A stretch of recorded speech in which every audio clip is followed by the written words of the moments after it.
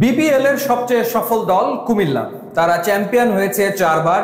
Comilla Victorians একটা ব্র্যান্ডে পরিণত হয়েছিল এবং কুমিল্লার ফ্যান বেস ভীষণ রকমের শক্তিশালী এবং একই কথা প্রযোজ্য কিন্তু বরিশালের ক্ষেত্রেও। তারা দুবারের চ্যাম্পিয়ন এবং তারা ব্যাক টু ব্যাক দুবার চ্যাম্পিয়ন হয়েছে তামিম ইকবালের নেতৃত্বে, এবং ফরচুন বরিশালও আসলে একটা ব্র্যান্ডে পরিণত হয়েছিল।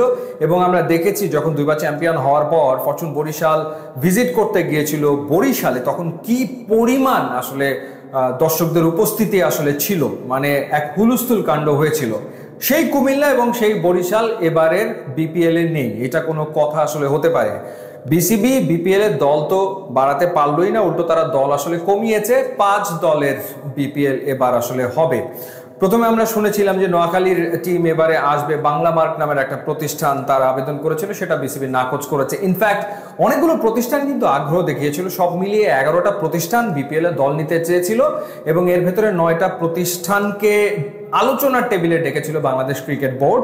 এবং সেই আলোচনার পর অবশেষে 5টা দল এবারের বিপিএল এ অংশ নিতে যাচ্ছে: ঢাকা, রাজশাহী, রংপুর, সিলেট এবং চিটাগং।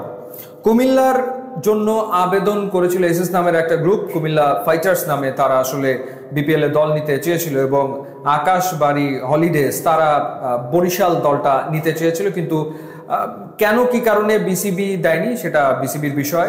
বিসিবির পক্ষ থেকে এর আগে যে ব্যাখ্যা দেওয়া হয়েছিল সেটা ছিল এরকম যে বিপিএল এর যে রিকোয়ারমেন্ট, সেই রিকোয়ারমেন্ট ফুলফিল করতে না পারার কারণে বেশ কিছু প্রতিষ্ঠানকে আসলে বাদ দেওয়া হয়েছে। সেটা বাদ দেওয়া হয়েছে, ভালো কথা, কিন্তু যেই দুটো দল তারা আসলে বিপিএল এর সবচেয়ে সফল এবং যে মানে দুটো দল রীতিমতো ব্র্যান্ডে পরিণত হয়ে গিয়েছিল, যাদের আসলে ফ্যান বেস রেডি তৈরি হয়ে গেছে, সেই দুটো দলকে বাদ কেন দিতে হবে?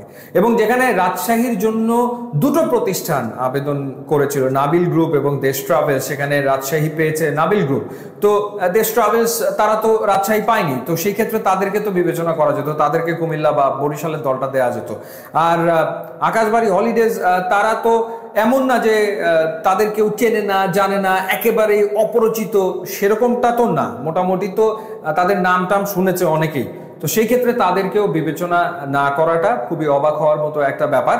তো সেই ক্ষেত্রে এখন 5 দল নিয়ে বিপিএল হবে এবং 17ই নভেম্বর প্লেয়ার্স ড্রাফট বিপিএল এর অনুষ্ঠিত হবে এবং এবারে টুর্নামেন্টটা 19শে ডিসেম্বর শুরু হবে। 19শে ডিসেম্বর শুরু হয়ে এটা চলবে হচ্ছে জানুয়ারির 16 তারিখ পর্যন্ত। এবং বিপিএল এর যে ভেন্যু, সেই ভেন্যুর সংখ্যা 3ই থাকছে, অর্থাৎ বিসিবির পক্ষ থেকে এর আগে বলা হয়েছিল যে দলের সংখ্যা বাড়ানোর পাশাপাশি ভেন্যুর সংখ্যাও বাড়ানো হবে, যাতে করে হোম অ্যান্ড অ্যাওয়ে ভিত্তিতে বিপিএল ধীরে ধীরে আয়োজন করা যায়।